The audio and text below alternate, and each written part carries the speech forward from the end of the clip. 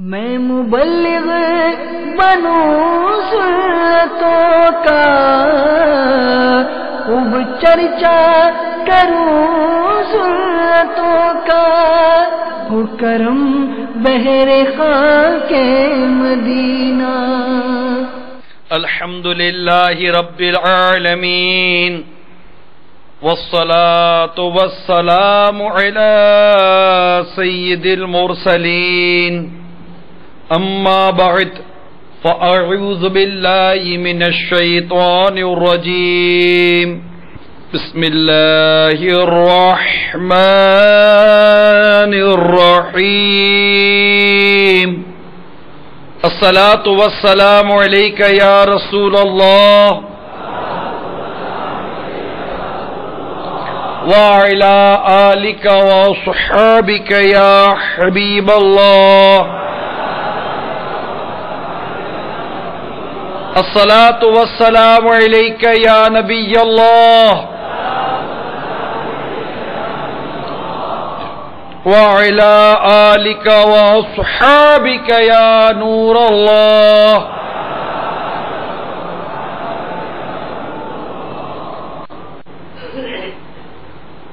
نویت سنت الاعتکاف۔ میٹھے میٹھے اسلامی بھائیوں، جب کبھی مسجد میں داخل ہوں یاد کر اعتکاف کی نیت ضرور کر لیا کیجیے۔ نبیوں کے سلطان رحمت عالمیان صلی اللہ تعالی علیہ وآلہ وسلم کا فرمان برکت نشان ہے، جس نے مجھ پر روز جمعہ 200 بار درود پاک پڑھا، اس کے 200 سال کے گناہ معاف ہوں گے۔ صلو علی الحبیب صلی اللہ تعالی علیہ وعلی آلہ وصحبہ وبارک وسلم۔ یہی کہتی ہے بلبل باغ جنا کہ رضا کی طرح کوئی سحر بیاں نہیں ہند میں واصف شاہ ہدا، مجھے شوخی طبع رضا کی قسم، ملک سخن کی شاہی تم کو رضا مسلم، ملک سخن کی شاہی تم کو رضا مسلم، جس سمت آ گئے ہو سکے بٹھا لیے۔ یہ ایک ایسے کلام کا مقطع ہے جس میں شاعر اپنا تخلص، جو کلام اس کا نام ہوتا ہے استعمال کرتا ہے، اس کو مقطع کہتے ہیں، کہ بہت ہی مشہور و معروف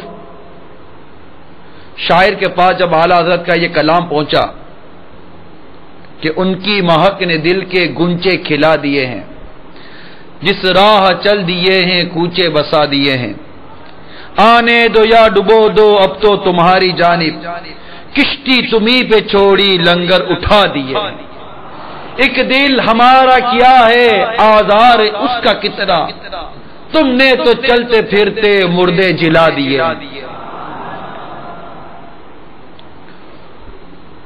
تو کہتے ہیں کہ یہ مقطع شاید تاریخی بات ہے، اس کلام کو دیکھنے والے بطور تفتیش کلام گیا تھا، لیکن وہ تو کلام پر قربان ہو گئے نا،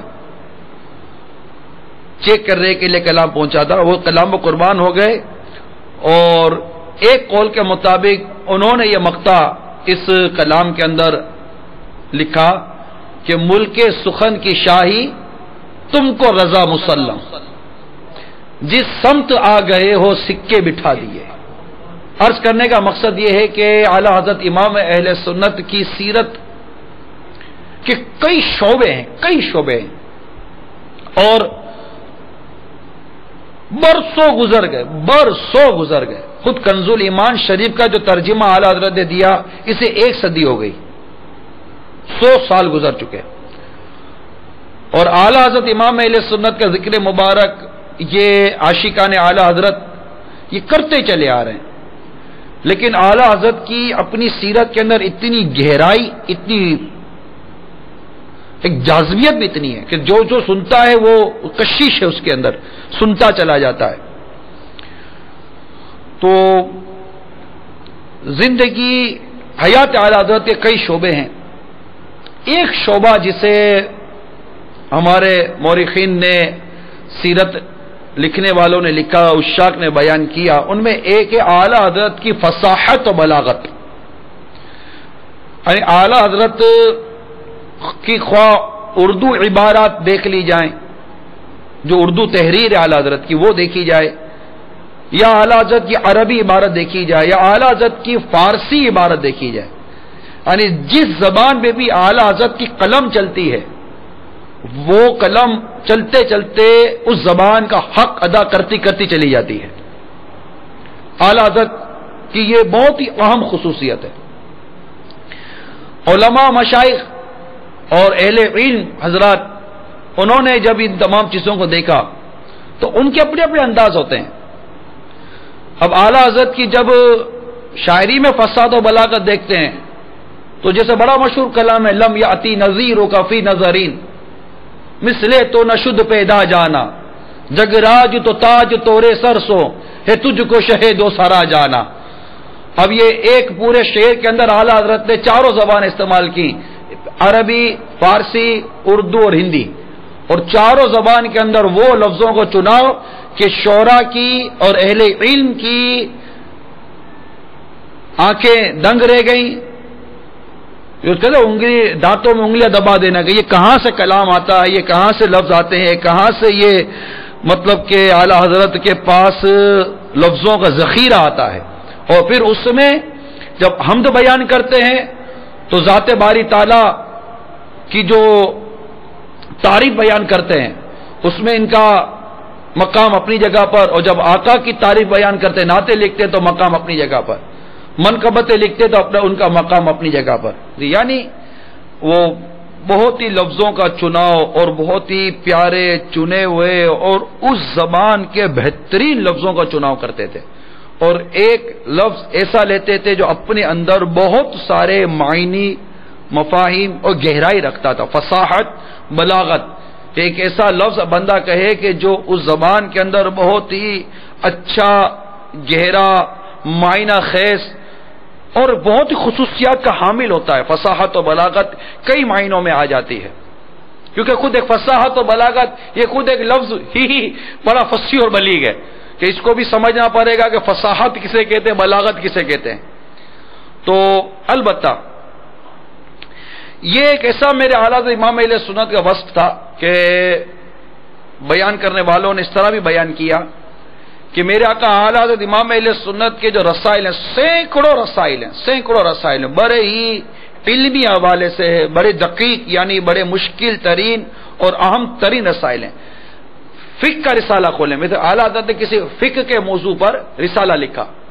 اب جو خطبہ لکھے گئے نا الحمدللہ رب العالمین کر کے کسی رسالے میں، تو خطبے کے اندر سارے کے سارا موضوع جو لیں گے نا وہ پڑھنے والا سمجھ جائے گا کہ اس خطبے کے اندر فقہ کا بیان ہوتا چاہے. یعنی فقہ کے اندر جو اصطلاحات اور جو لفظوں کو اختیار کیا جاتا ہے وہ لفظ اعلیٰ حضرت اللہ تعالیٰ کی تعریف بیان کرتے ہوئے، پیارے آقا صلی اللہ علیہ وسلم تعریف بیان کرتے ہوئے خطبے کے اندر ان لفظوں کو خود بخود لے لیتے ہیں.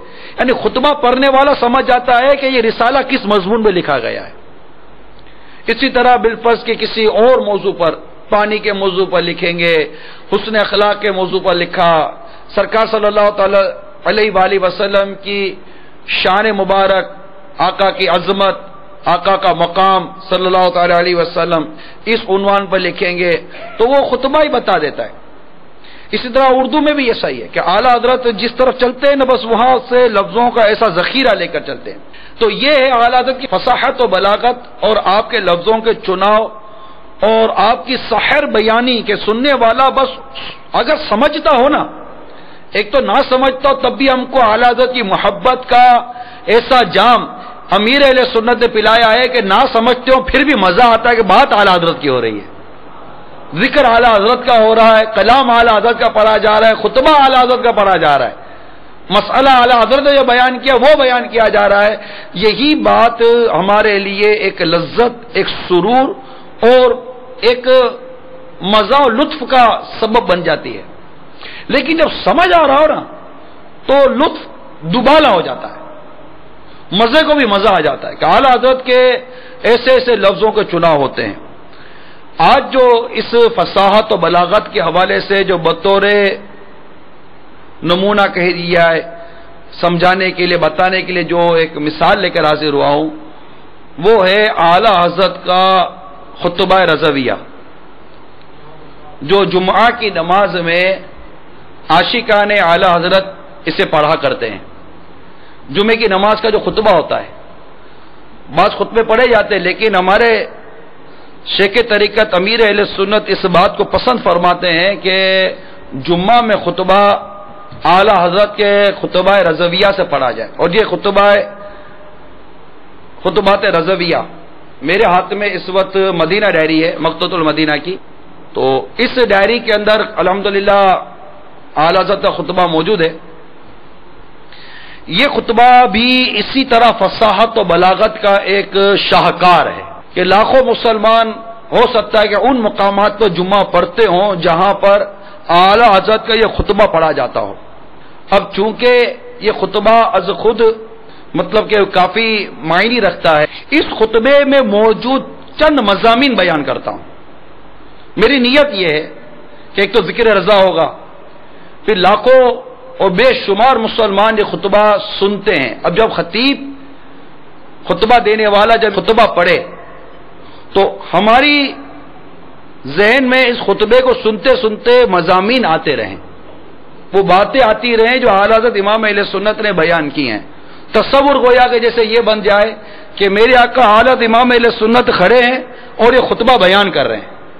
پھر دیکھیے اعلی حضرت امام اہل سنت کا اس خطبے کے اندر اللہ عز و جل کی محبت، پیارے آقا صلی اللہ تعالی وسلم کی محبت، اس خطبے کے اندر امت محبوب صلی اللہ تعالی علیہ وسلم کی خیر خواہی کا درد یہ اس خطبے میں ہے، تقوی اور پرہیزگاری کا درس یہ اس خطبے میں ہے، محبت مصطفیٰ صلی اللہ تعالی علیہ وسلم کا بہترین درس اس خطبے میں ہے، سنتوں پر عمل کرنے کا بہترین درس اس خطبے میں ہے۔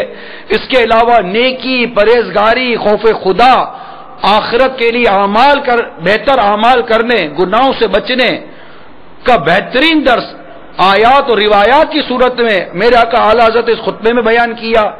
پھر اس خطبے کے اندر میرے آقا اعلی حضرت امام اہل سنت نے توکل کے ساتھ ساتھ اللہ کی بارگاہ میں کئی مقامات پر دعائیں کی ہیں، اللہ کی بارگاہ میں التجائیں کی ہیں، کیونکہ ہماری سمجھ میں نہیں آتا اس لیے ہمیں وہ نہیں وہ بنتا، دعائیں کیے، التجائیں کیے اعلی حضرت نے اللہ کی بارگاہ میں۔ پھر میرے آقا امام علیہ سنت نے جا بجا تھوڑی تھوڑی دیر کے بعد سرکار صلی اللہ تعالیٰ پر درود و سلام پڑھے، سرکار کے اصحاب پر درود و سلام، سرکار صلی اللہ علیہ وسلم کی آل پر درود و سلام پڑھتے گئے، اور خطبہ سننے والے عام مومنین کے لیے دعائیں دیتے گئے اس پورے خطبے کے اندر۔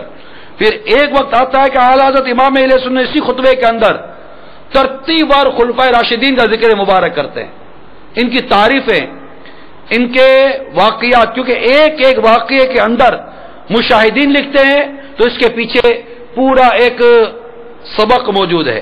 اس کے علاوہ فاروق اعظم کا ذکر کرتے ہیں تو اس کے پیچھے پورا ایک سبق موجود ہے، ایک ایک لقب کے پیچھے پورے اسباق اور پورے بیانات موجود ہیں۔ عثمان غنی رضی اللہ عنہ کا ذکر کرتے ہیں، کامل الحیا کا ذکر کریں، کامل الایمان کا ذکر کریں، یا وہ غزوہ تبوک کا اس میں بیان کرتے ہیں کہ جس طرح انہوں نے میرے آقا عثمان غنی رضی اللہ تعالی عنہ نے جیش الاسرا کا جو لشکر تھا اس کو تیار کیا، اس کا ذکر کرتے تو وہ پوری ایک، اسی طرح مولا مشکل کشا شیر خدا کرم اللہ تعالی وجہ الکریم و ذکر مبارک، ان کے القاب کے پیچھے پورے کے پورے واقعات اگر بالکل بغور دیکھے بندہ اس خطبے کو تو یہ خطبہ آقا اعلیٰ حضرت امام علیہ سنت کی فصاحت، بلاغت، علم اور تقوی، پرہیزگاری، قرآن اور حدیث پر نظر، واقعات پر نظر، اسلام پر، اس کے واقعات پر نظر، حسن اسلام اور ایسی ایسی باتیں ہیں۔ پھر آگے چل کر میرے آقا اعلیٰ حضرت امام اہل سنت حسنین کریمین کا ذکر مبارک کرتے ہیں تو پھر آگے جا کے ان کی امی جان خاتون جنت کا ذکر کرتے ہیں، اہل بیت کی محبت، حسنین کریمین کی محبت۔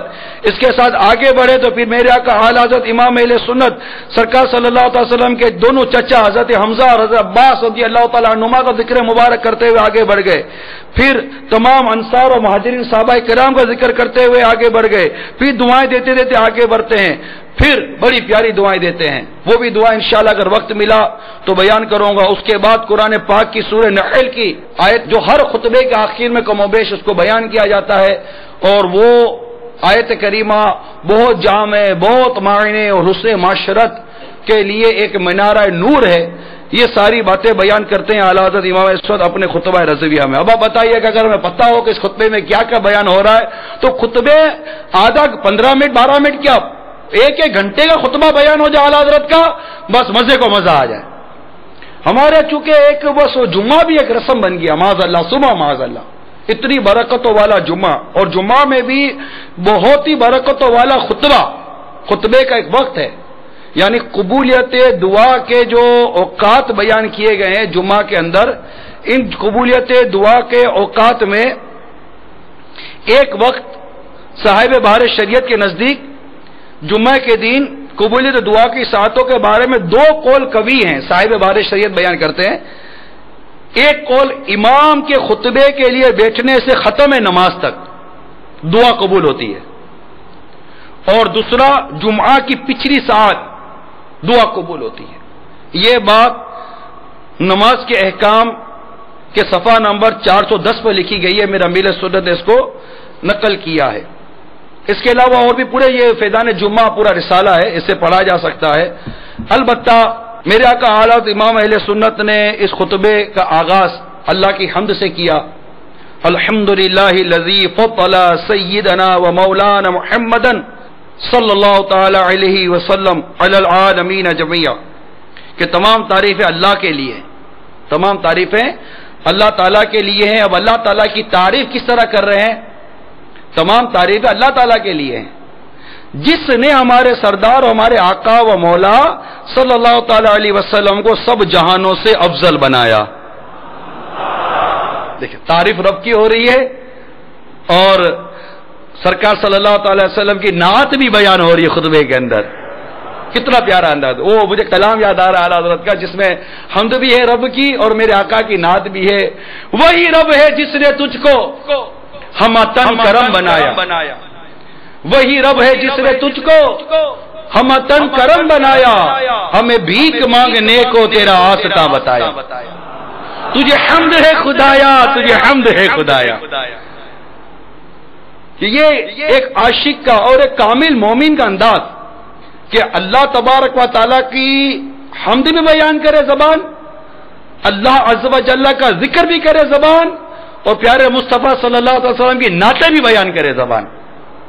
کہ میرا کا اعلیٰ حضرت کا تو ایک انداز ہے نا کہ خود سرکار کی بارگاہ میں عرض کرتے ہیں اپنی وہ جو آپ کی کیفیت ہے وہ بیان کرتے ہیں، آقا میں تو وہ ہوں کہ ہم آئے یہاں تمہارے لیے، اٹھے بھی وہاں تمہارے لیے، دہن میں زباں تمہارے لیے، بدن میں ہے جاں تمہارے لیے۔ اور پھر آخر میں لکھتے صبا وہ چلے کہ باغ پھلے، وہ پھول کھلے کہ دن ہو بھلے، لیوا کے تلے ثنا میں کھلے، رضا کی زباں تمہارے لیے۔ تو اب آپ دیکھیے کہ یہ اعلیٰ حضرت امام اہل سنت کا کتنا پیارا انداز ہے۔ پھر یہ حمد بیان ہوئی، اس کے بعد لکھتے ہیں اور انہیں قیامت کے دن گناہگاروں، برائیوں سے آلودہ ہونے والوں، سخت خطا کاروں، ہلاکت میں پڑنے والوں کی شفاعت کے لیے مقرر فرمایا ہے۔ یہ سرکار کی تعریف بیان ہوئی صلی اللہ تعالی علیہ وسلم، کہ تمام تعریف اس رب کریم کے لیے جس نے میرے آقا محمد مصطفیٰ صلی اللہ تعالی علیہ وسلم کو تمام جہانوں سے افضل بنایا، اور انہیں قیامت کے دن گناہگار امتیوں کی شفاعت فرمانے پر مقرر فرمایا۔ کہ میرے آقا صلی اللہ تعالی علیہ وآلہ وسلم نے ارشاد فرمایا ہے، اس میں حدیث پاک کی طرف اشارہ بھی ہے کہ میرے آقا صلی اللہ تعالی علیہ وآلہ وسلم نے ارشاد فرمایا کہ میری شفاعت میری امت کے مرتکبین کبائر کے لیے، یعنی وہ لوگ جو کبائر کا ارتکاب کرتے ہیں، میری شفاعت ان کے لیے۔ مولانا حسن رضا خان علیہ رحمت الرحمان نے بڑا پیارا شعر لکھا ہے، تمہارا نام مصیبت میں جب لیا ہوگا، ہمارا بگڑا ہوا کام بن گیا ہوگا، گناہگار پہ جب لطف آپ کا ہوگا، گناہگار پہ جب لطف آپ کا ہوگا، کیا بغیر کیا بے کیا ہوگا، اور دکھائی جائے گی محشر میں شان محبوبی، دکھائی جائے گی محشر میں شان محبوبی، آپ ہی کی خوشی آپ کا کہا ہوگا۔ کہیں گے اور نبی اذهبوا الی غیر، کسی اور کے پاس جاؤ، کسی غیر کی طرف جاؤ، کہیں گے اور نبی اذهبوا الی غیری، میرے حضور کے لب پر انا رہا ہوگا۔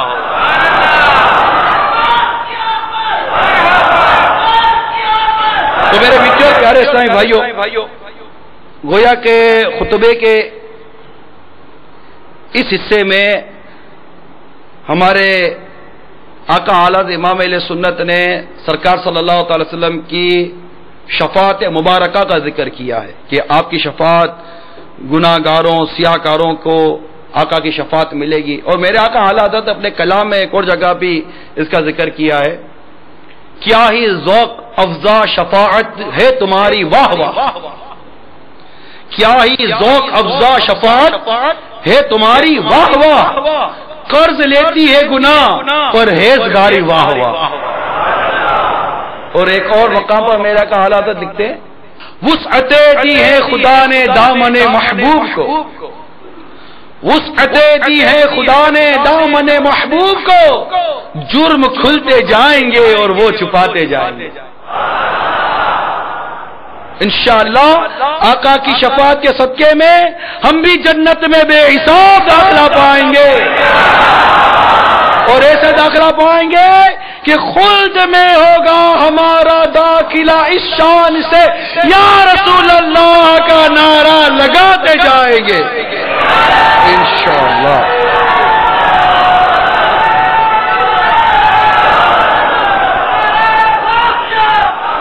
صلو علی الحبیب۔ میٹھے میٹھے پیارے پیارے اسلامی بھائیوں اور میرے مدنی چینل کے ناظرین، اعلیٰ حضرت نے آگے کچھ اور بیان کیا، پھر میں نے کہا چند مضامین بیان کروں گا۔ ایک مقام پر اعلیٰ حضرت نے اسی خطبہ اولا میں، جو پہلا خطبہ ہوتا ہے امام کے بیٹھنے سے پہلے، اب خود فرماتے کہ میں وصیت کرتا ہوں کس چیز کی، اما بعد فیا ایھا المؤمنون رحمنا ورحمکم اللہ تعالی، اے ایمان والو اللہ تعالی ہم پر اور تم پر رحم فرمائے۔ جمعہ کی یہ گھڑی دعاؤں کی قبولیت کی گھڑی ہوتی ہے، اور یہ بیان ہو رہا ہے اللہ تعالیٰ ہم پر اور تم پر رحم فرمائے۔ اوصیکم ونفسی بتقوی اللہ عز وجل فی السر والاعلان، یہ وصیت ہے کہ اللہ تعالیٰ فرماتے ہیں کہ میں تمہیں اور اپنے نفس کو خلوت و جلوت، تنہائی میں اور لوگوں میں اللہ تعالیٰ سے ڈرتے رہنے کی وصیت کرتا ہوں۔ کتنی پیاری بات ہے کہ اللہ سے ڈرو، تقوی اختیار کرو، صرف لوگوں کے درمیان میں نہیں کہ لوگوں کے درمیان ہی تقوی، لوگوں کے درمیان ہی پرہیزگاری، لوگوں کے درمیان ہی نیکی اور اس طرح کا انداز اختیار کرنے کے بجائے صرف یہی نہیں ہونا چاہیے، بلکہ تنہائی میں بھی تم رب کے لیے تقوی اختیار کرو، اللہ سے ڈرو۔ تقوی کے کئی معنی ہمارے مفسرین ہمارے علماء نے بیان کیے ہیں، اور قرآن پاک میں تقوی، یاد رکھیے تقوی کئی معنوں میں قرآن پاک میں استعمال ہوا ہے، تقوی کئی معنوں میں استعمال کیا گیا ہے، توحید پر ایمان تقوی ان معنوں میں بھی استعمال کیا گیا ہے، توبہ، طاعت، گناہوں کا ترک، اخلاص کے لیے بھی تقوی کا لفظ قرآن پاک میں استعمال کیا گیا ہے۔ تو اعلیٰ امام اہل سنت نے اپنے اس خطبے میں ہمیں خلوت میں اور جلوت میں ہر حال میں اللہ سے ڈرنے کی وصیت فرمائی ہے کہ بندہ جس طرح لوگوں کے درمیان گناہوں سے بچتا ہے، کوئی دیکھ رہا ہو تو ہم گناہ نہیں کرتے، اسی طرح جب کوئی نہیں دیکھ رہا، کون نہیں دیکھ رہا؟ ان لوگوں میں سے کوئی نہیں دیکھ رہا، اس وقت گناہوں سے بچے کہ اللہ رب العزت ہم لوگوں کے درمیان میں ہو یا تنہائی میں ہو، اللہ رب العزت ہمیں دیکھ رہا ہے، یہ ہمارا ایمان ہے۔ اور بندے کو چاہیے کہ رب سے ڈرے، لوگوں سے ڈر کر کیا کرے گا؟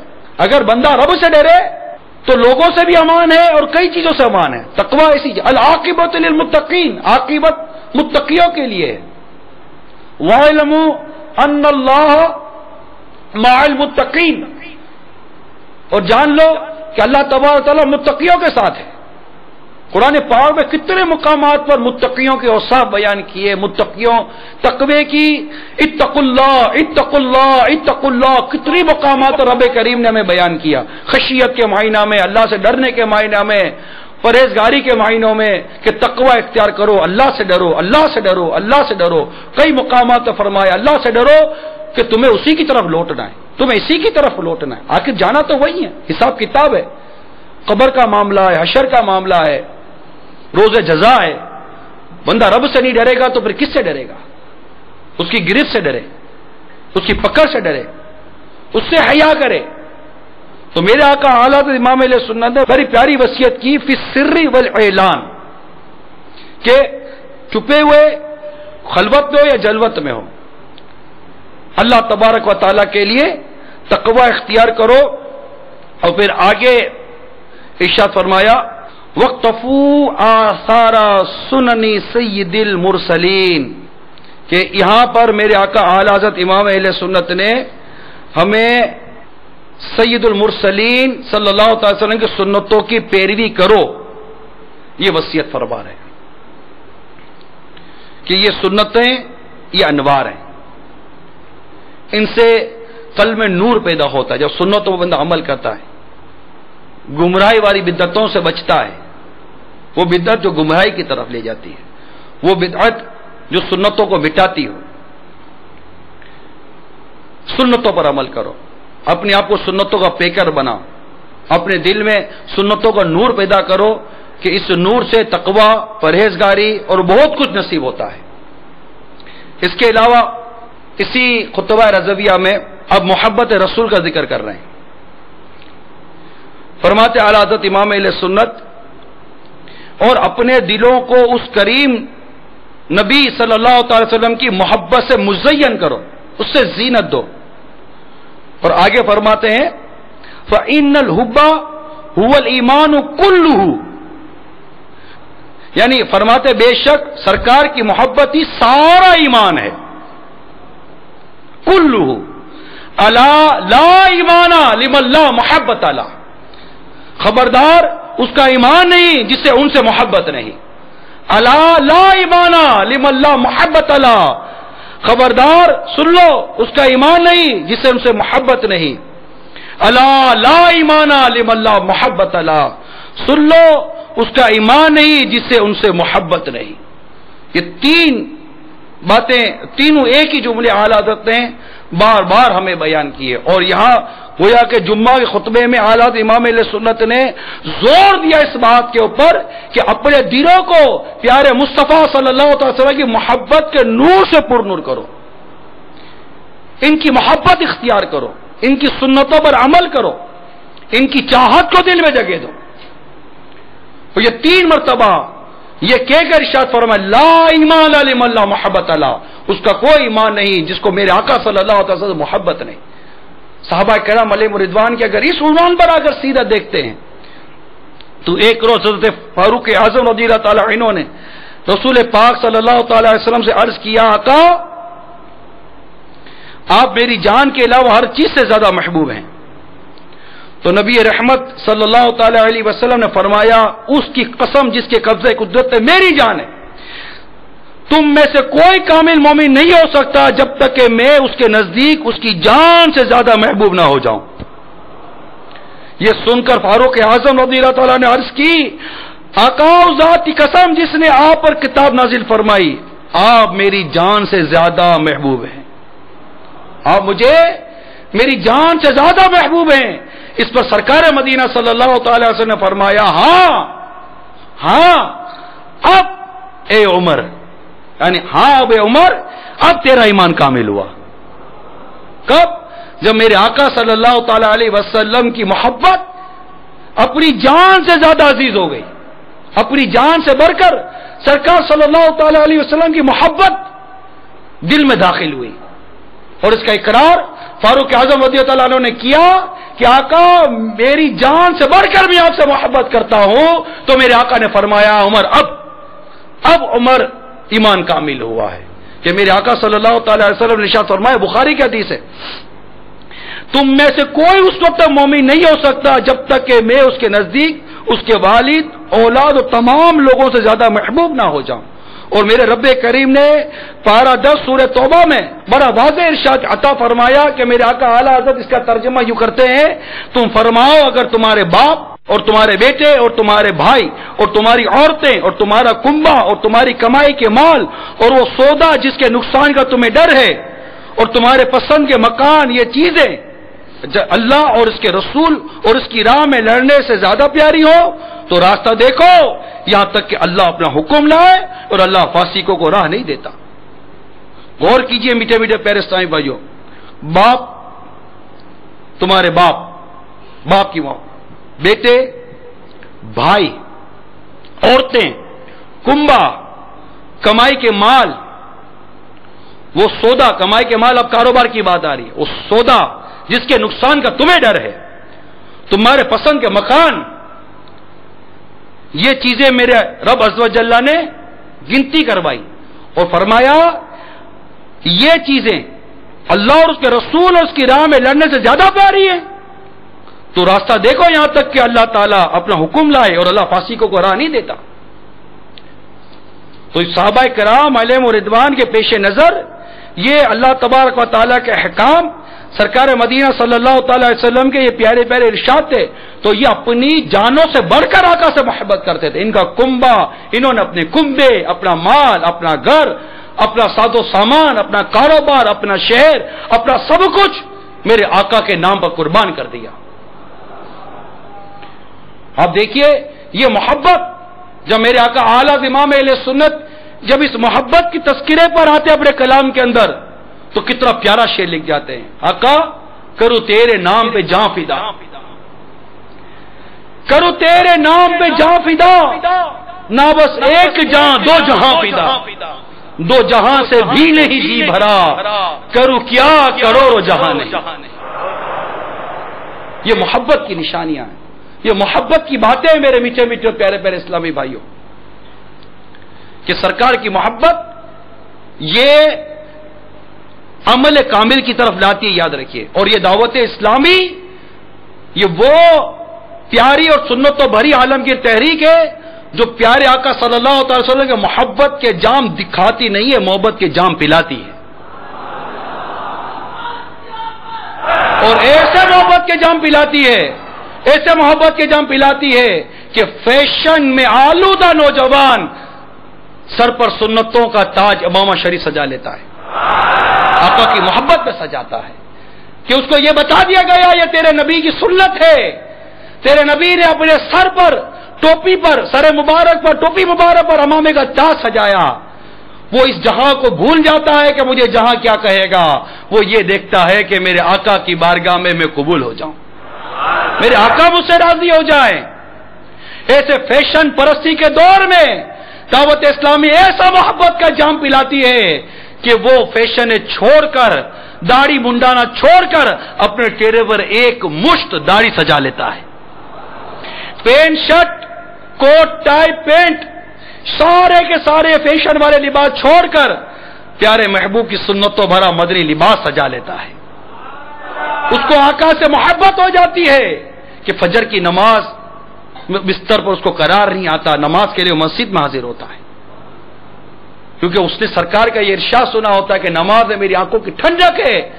سرکار کی محبت عملی طور پر دعوت اسلامی اس کے جام پلاتی ہے کہ صرف محبت کی بات نہیں کرنی بلکہ محبت کے مطابق عمل کو بھی اپنی زندگی کا حصہ بنانا ہے. دعوت اسلامی یہ عملی تحریک ہے، صرف محبت کی بات نہیں ہے. محبت کی جو بنیاد ہے کہ محبت عمل کی طرف ابھارتی ہے.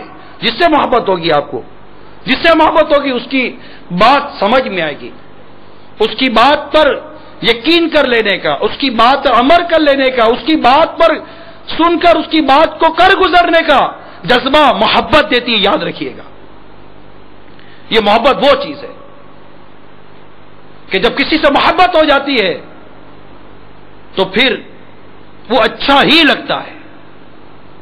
محبت ہو جاتی ہے تو وہ شے اچھی لگتی ہے کہ محبت محبوب کے عیب سننے سے بہرا اور عیب دیکھنے سے اندھا کر دیتی ہے. اور جب سرکار سے محبت ہو جائے جو تو ہے ہی بے عیب, میں تو کوئی عیب ہے ہی نہیں کہ وہ ہے نا وہ کمال حسن حضور ہے کہ گمان نقص جہاں نہیں, یہی پھول خار سے دور ہے, یہی شمع ہے کہ دھواں نہیں. اور ایک مقام پر حضرت لکھتے ہیں آقا کی بارگاہ میں, تیرے تو وصف عیب تناہی سے ہے بری, عیب تناہی سے ہے بری, تیرے تو وصف عیب تناہی سے ہے بری, حیران ہوں میرے شاہ میں کیا کیا کہوں تجھے. یعنی عیب تناہی سے کیا مراد کہ کسی کی وصف بیان کرے, کسی کی تعریف بیان کرے, کسی کی خصوصیت بیان کرے. 1 2 3 4 12 15 20 100 200 1000 2000 کتنی تعریف, آخر تعریف ختم بھی تو ہوتی ہے کسی کی, انتہا آتی ہے کسی کی تعریف کی. اعلیٰ حضرت فرماتے ہیں کسی کی تعریف کی ہوتے ہوتے اس کی تعریف کی انتہا ہو جانا یہ بھی ایک عیب ہے.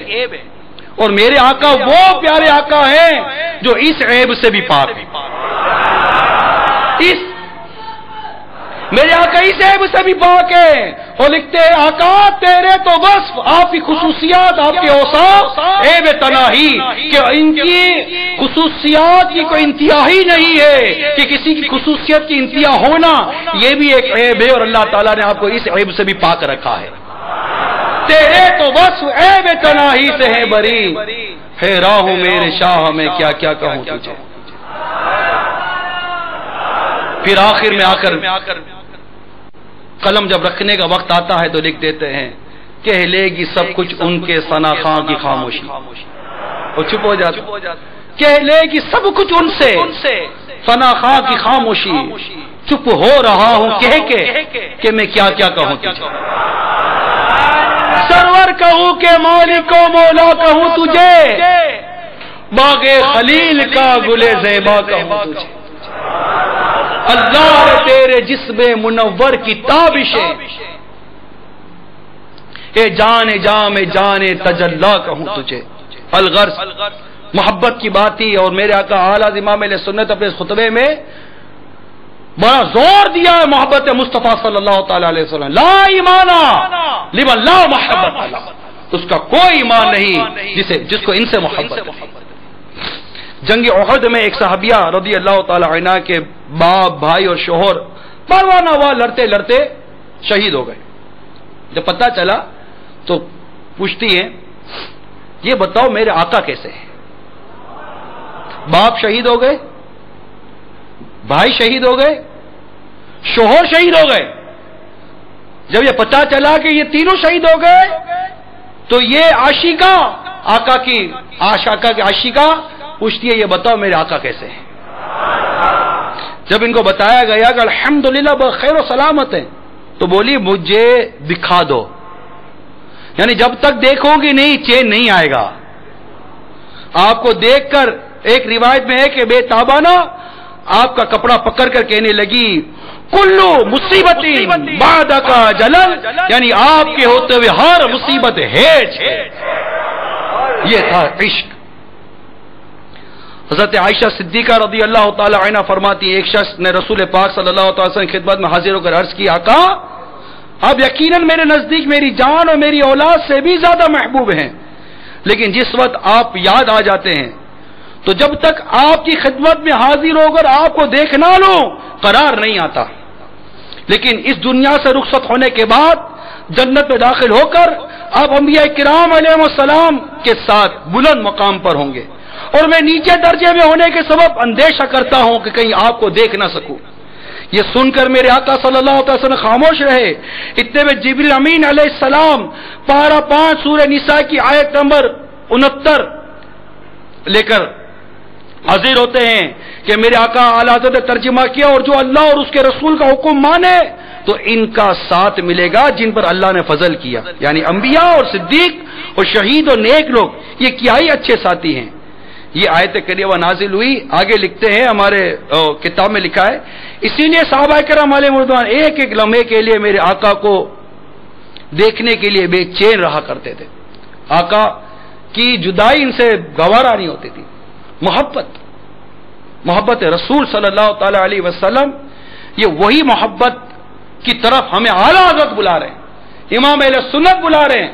تو صدیق اکبر کو آقا سے محبت تھی، فاروق اعظم کو آقا سے محبت تھی، عثمان غنی کو آقا سے محبت تھی، زید بن حارث کو آقا سے محبت تھی، اسامہ بن زید کو آقا سے محبت تھی، حضرت اویس کرنی رضی اللہ تعالیٰ عنہ کو آقا سے محبت کی، بلال حبشی نے جو آقا سے محبت کی، حضرت سلمان فارسی رضی اللہ تعالیٰ عنہ نے جو آقا سے محبت کی، ان صحابہ کرام علیہم رضوان نے، ان صحابیات نے جو آقا سے محبت کی، امام اعظم نے جو آقا سے محبت کی، امام مالک نے جو آقا سے محبت کی، کہ مدینہ منورہ کے اندر یہ محبت رسولی تو تھی کہ آپ سواری نہیں کرتے تھے کہ میں اس زمین کو اپنے گھوڑوں کی ٹاپوں سے کیسے روندوں جس زمین میں میرے آقا آرام فرما رہے ہوں۔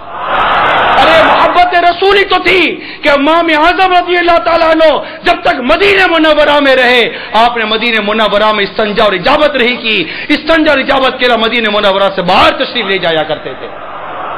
یہ محبت رسولی تو تھی، آقا سے محبت ہوتی، رضوان اللہ تعالی علیہم اجمعین و رحمہم اللہ تعالی، اللہ تعالیٰ کی ان پر کروڑ رحمتیں ہوں۔ یہ محبت ہی تو تھی۔ وہ سوکھا تنا جس کو ٹیک لگا کر میرے آقا خطبہ دیا کرتے تھے، ممبر شریف بن جانے کے بعد جب میرے آقا ممبر پر جلوہ گر ہوتے ہیں تو سوکھا تنا اس طرح روتا ہے جیسے کہ بچہ ماں کی گود سے بچھڑ کر روتا ہے۔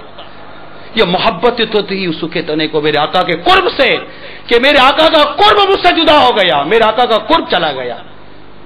ارے وہ محبت ہی تو تھی میرے آقا صلی اللہ علیہ وسلم کی کہ جس دراز گوشت پر میرے آقا سواری فرمایا کرتے تھے، آقا کے وصال ظاہری کے بعد وہ دوڑا اور کنویں میں جا کر چھلانگ لگا کر اپنی جان دے دی۔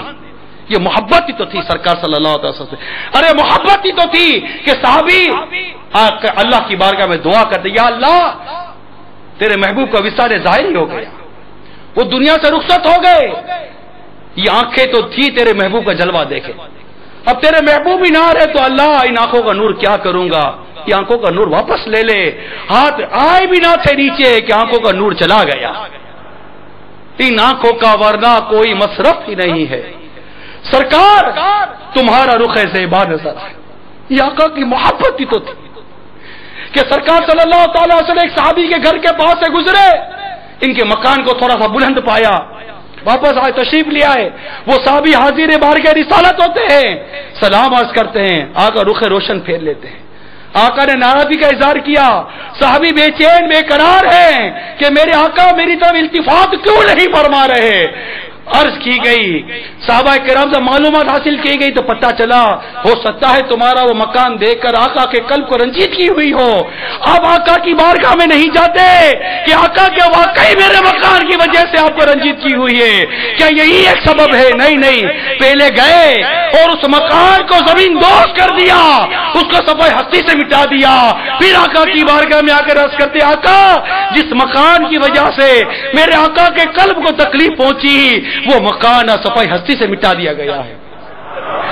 میرے آقا آپ میرے سے روٹھ نہ جائیں، میرے سے ناراض نہ ہو جائیں۔ یہ محبت تھی میرے آقا صلی اللہ تعالی صحابہ کرام علیہ رضوان کی کہ مال و اسباب رکھتے تھے مکہ مکرمہ کے اندر، بڑی بڑی تجارتیں رکھتے تھے مکہ مکرمہ کے اندر۔ آقا نے فرمایا مدینہ منورہ کی طرف ہجرت کر جا۔ ایک صحابی ہجرت کر گئے، کفار پیچھے دوڑے، غالباً صہیب رومی رضی اللہ تعالیٰ عنہ کا یہ واقعہ مجھے یاد پڑتا ہے، ان کا ہے، پیچھے دوڑے، گھیر لیا، کہاں جا رہے ہو، ایسے کیسے جاؤ گے، آپ آئے یہاں تجارت کی، اتنا مال کما اب جا رہے ہو؟ تو فرمایا تمہیں میرا مال چاہیے نا، میرا مال فلاں جگہ پر رکھا، مال تمہیں دے دو مجھے جانے دو گے؟ کہا مال دے دو تمہیں جانے دیں گا، مال لے لو مجھے مصطفیٰ کے قدموں میں جانے دو صلی اللہ علیہ وسلم۔ مال دے دیا۔ ارے محبت تھی سرکار صلی اللہ تعالی علیہ وسلم، یقین مانو محبت تھی کہ بلال حبشی رضی اللہ تعالیٰ عنہ شام سے چلتے ہیں آقا کا خواب میں جلوہ دے کر کے آقا نے بلایا ہے. محبت تھی. ویسے کنی رضی اللہ تعالیٰ عنہ کی آج جو شہرت ہے، کوچے کوچے کریا کریا، اس شاہ کے دل میں ان کی محبت کا دیا جلتا ہے. ان کی محبت تھی سرکار صلی اللہ تعالی وسلم سے، جو ویسے کرنی رضی اللہ تعالیٰ کا اتنا نام ہے. ان کی اصل پہچان محبت مصطفیٰ صلی اللہ علیہ وسلم. صدیق اکبر، عثمان غنی، خلفائے راشدین، تمام صحابہ کرام علیہ رضوان کو دیکھ لیجئے. ان کی محبت جب سرکار کا وصال ظاہری ہوا، دیکھنے جیسا عالم تھا کہ صحابہ کرام علیہ رضوان پر کیسی قیامت اٹھی تھی. یہ محبت تھی.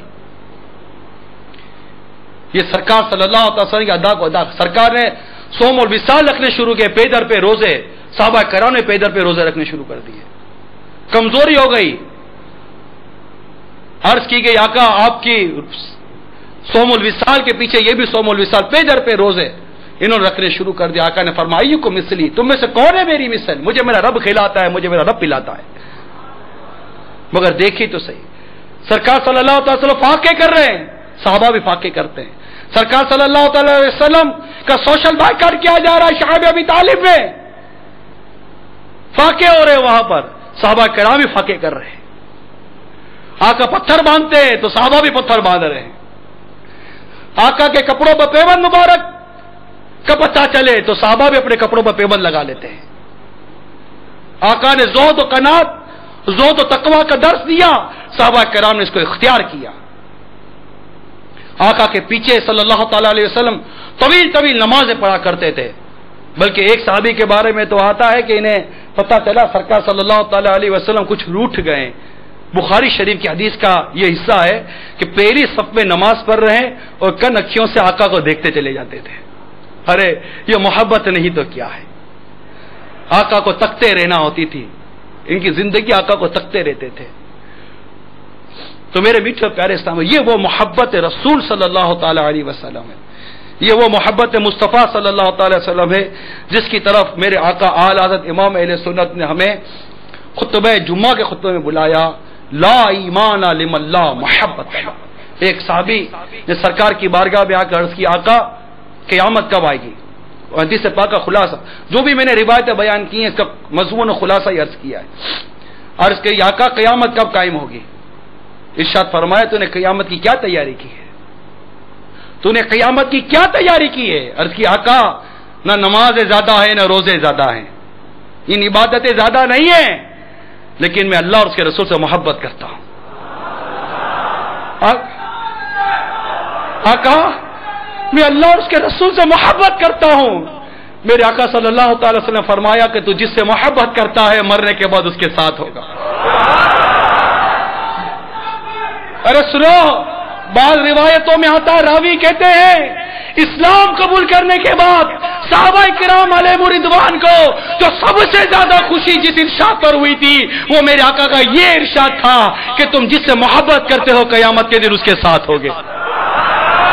یہ جانتے ہیں کہ ہم کو اس بددعا کے چہرے والے سے محبت ہے، واللیل کی زلفوں والے سے محبت ہے، ہمیں ان سے محبت ہے. ان کے ایک اشارے پر ہم اپنی جان قربان کر دیتے ہیں.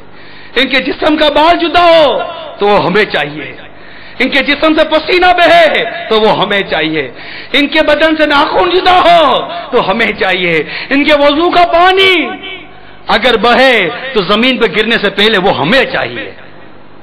یہ ان کی محبت تھی. الا لا ایمان لمن لا محبت لا، اس کا کوئی ایمان نہیں جس کو ان سے محبت نہیں. یہ محبت ہے. آج اس محبت کا درس عام کرنے کے لیے عشق رسول کی شمعیں کوچے کوچے کریا کریا مزید اس کو اور جلانے کے لیے اور اس میں برکت پانے کے لیے، اس سے ہمیں برکت ملے گی.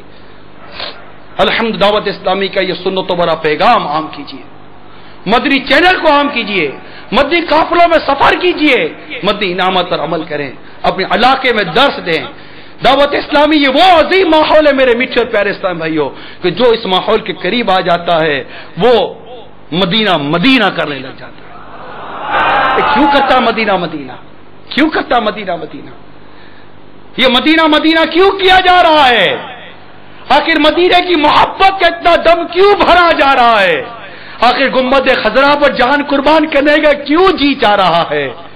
اس کا جواب میرے آقا امیر اہل سنت اپنے شعر میں دے دیا، مدینہ اس لیے عطار جان و دل سے ہے پیارا۔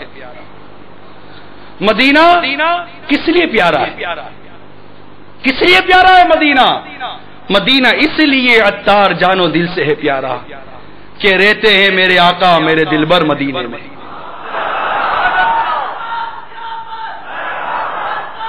ارے ہے کوئی ایسا شہر جسے دیکھنے کے لیے آنکھیں ترستی ہوں؟ بتاؤ نا یار، کیا دیکھنے جاتے؟ آبشار ہے وہاں؟ کیا ہے وہاں؟ اگر دیکھیں تو وہاں ایسی کوئی آرٹیفیشل چیزیں نہیں ہیں جسے دنیا دیکھنے کے لیے جاتی ہے۔ پیرس جاتی ہے، سنگاپور جاتی ہے، سوئٹزرلینڈ جاتی ہے، یہاں جاتی ہے، وہاں جاتی ہے، یہ بڑی بڑی عمارت ہے، یہ دیکھیں گے، وہ دیکھیں گے، باغ کلیان یہ دیکھیں گے۔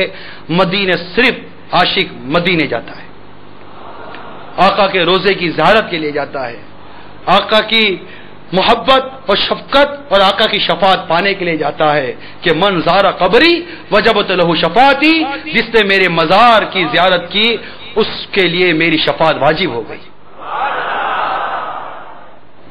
تو مدینے کی محبت، مدینہ مدینہ کرنے کی طلب، یہ دعوت اسلامی دیتی ہے۔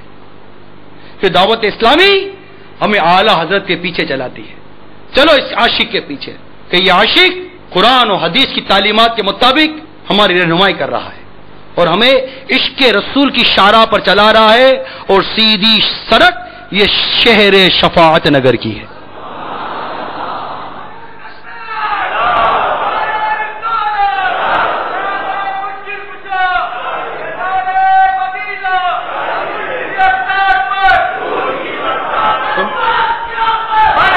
میرے میٹھے میٹھے اور پیارے پیارے اسلامی بھائیوں، خطبہ رضویہ یہ میرا موضوع تھا، لیکن محبت رسول کی بات چلی، عشق رسول کی بات چلی صلی اللہ تعالی علیہ وآلہ وسلم، تو کچھ صحابہ کرام علیہم رضوان کے واقعات حصول برکت کے لیے آپ کے گوشت گزار کیے، بیان کرنے کی سعادت حاصل کی۔ اللہ تعالی ہمیں بھی عشق رسول عطا فرمائے۔ حضرت سلیمان جزولی رحمۃ اللہ تعالی علیہ عاشق رسول تھے، صاحب دلال الخیرات، جنہوں نے عشق رسول میں ڈوب کر درود پاک پر ایک ایسی کتاب لکھی جو عاشقوں کا وظیفہ ہے، دلال الخیرات۔ ان کو انعام دیکھیے 70 یا 77 برس کے بعد ان کی مزار شریف کو کسی سبب سے کھولا گیا، ایسے لیٹے تھے جیسے ابھی تدفین ہوئی ہو، ایسا جسم سلامت ہے۔ یہ عشق رسول کی خیرات ہے۔ صحابہ کرام علیہ رضوان کے مزارات سینکڑوں برس کے بعد کسی سبب سے کھولے گئے، ایسے لیٹے تھے جیسے ابھی تدفین ہوئی ہو۔ عشق رسول کی خیرات ہے، محبت رسول کی خیرات ہے۔ ارے اتنی دور کیوں جاتے ہو؟ 41 ماہ انتقال کے 41 ماہ کے بعد جب مفتی فاروق کے مزار کو کھولا گیا تو ان کی زلفیں اور امامہ اور ان کی یہ زیارت نصیب ہو گئی۔ گل بہار کے قبرستان میں مبلغ دعوت اسلامی کی قبر کھولی گئی، ان کا جسم سلامت۔ مرکز الاولیاء لاہور کے قبرستان میں احد رضا کی مزار کھولی گئی، بارش کی وجہ سے جو دھس گئی تھی، ان کا جسم سلامت تھا۔ عشق رسول کی خیرات، اعلی حضرت کے پیچھے چلنے والوں کو انعام ملتا ہے، غوث پاک کے غلاموں کو انعام ملتا ہے۔ خود میرے آقا امیر اہل سنت کی والدہ ماجدہ جس مقام پر آپ کا انتقال ہوا، جس خطہ زمین پر، جس حصہ زمین پر آپ کا انتقال ہوا، کئی دنوں تک اس زمین کے حصے سے روزانہ مختلف خوشبوئیں آیا کرتی تھی۔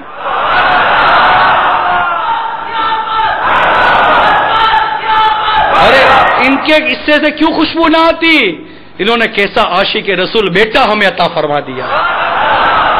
اللہ کی کروڑ رحمتوں میرا میل سنت کی والدہ ماجدہ پر، یہ ماں کی تربیت کا شاہکار ہے میرا میل سنت، کہ ان کے گھر میں شروع سے ہی میلاد، نظر نیاز، 11ویں، غوث پاک، اعلی حضرت اور یہی چیزیں ہوا کرتی تھی، اور انہی انداز سے میرا میل سنت کی پرورش ہوئی۔ یہی انداز آپ کی نشو نما اسی انداز سے ہوتی گئی، اور آج آپ کے سامنے میرا میل سنت کہ جو ان کا ہو جاتا ہے وہ الحمدللہ عاشق رسول اور عاشق اولیاء ہو جاتا ہے۔ تو میرے میٹھے اور پیارے اسلامی بھائیوں، اب جمعہ کا بیان، وہ خطبے کا بیان تھا، تو یہ عرض کرتا چلوں کہ یہ بڑا ہی برکت خطبہ ہے، خطبات رضویہ۔ امیر اہل سنت اسے بہت پسند فرماتے ہیں، اور آپ کی خواہش ہے کہ جمعہ میں خطبات رضویات سے خطبہ دیا جائے۔ میں نے اس کے مضامین کچھ جھلکیاں تو شروع میں آپ کو بیان کر دی، لیکن اس کے خطبہ اولا کے اس حصے پر آ کر، محبت رسول والے حصے پر آ کر میں وہ بیان کا وقت ختم ہو گیا۔ اللہ تعالیٰ توفیق دے تو پھر کبھی اس کو مکمل بھی کر لیں گے انشاءاللہ عز و جل۔ البتہ یہ خطبہ سننے اور خطبہ دینے جو ہمارے اسلامی بھائی جمعہ پڑھاتے ہیں، یہ ضرور اس میں شرکت کیجیے۔ چند خطبے کے متعلق چند مدنی پھول عرض کرتا چلوں کہ روایتوں میں آتا ہے کہ سرکار صلی اللہ تعالی علیہ وآلہ وسلم نے فرمایا، حاضر رہو خطبے کے وقت اور امام سے قریب رہو، اس لیے کہ آدمی جس قدر دور رہے گا اسی قدر جنت میں پیچھے رہے گا، اگرچہ وہ یعنی مسلمان جنت میں داخل ضرور ہوگا۔ تو کئی اسلامی بھائی آتے ہیں جو جمعہ میں پیچھے پیچھے بیٹھے رہتے ہیں، تو یہ مطلقاً جہاں جہاں ہمارے اسلامی بھائی سن رہے ہیں، میں سب کی بارگاہ میں عرض کر رہا ہوں کہ جب جمعے کے لیے آئیں تو پہلے آ کر آگے آگے بیٹھ جائیں، انشاءاللہ اس کا خوب کو ثواب ملے گا۔ خطبے کے 7 مدنی پھول بیان کر دیتا ہوں جو ہمارے عموماً جمعہ میں خطبے سے پہلے بیان کیے جاتے ہیں، فیضان معلوی مدینہ کا فیضان مدینہ میں بیان کیے جاتے ہیں۔ الحمدللہ عز و جل امیر سنت کی یہ خاص تاکید ہے۔ تو آج کل علم دین سے دوری کا دور ہے، لوگ دیگر عبادات کی طرح خطبہ سننے جیسی عظیم عبادت میں بھی غلطیاں کر کے کئی گناہوں کا ارتکاب کرتے ہیں، لہذا مدنی التجا ہے کہ ڈھیروں نیکیاں کمانے کے لیے ہر جمعہ کو خطیب قبل از اذان خطبہ ممبر پر چڑھنے سے پہلے یہ اعلان کرے، اور یہ اعلان جیسے اس وقت یہ جمعہ نہیں ہے، اجتماع ہے، لیکن بے شمار اسلامی بھائی یہاں موجود ہیں، الحمدللہ ہم جمعہ پڑھتے ہیں، تو آپ نیت کر لیجئے جو میں بیان کر رہا ہوں مدنی پھول کہ انشاءاللہ ان مدنی پھولوں پر عمل کریں گے۔ 7 مدنی پھول بیان کرتا ہوں۔ حدیث پاک میں جس نے جمعہ کے دن لوگوں کی گردنیں پھلانگی اس نے جہنم کی طرف پل بنایا۔ اس کے ایک معنی یہ ہے کہ اس پر چڑھ چڑھ کر لوگ جہنم میں داخل ہوں گے۔ خطیب کی طرف منہ کر کے بیٹھنا سنت صحابہ ہے۔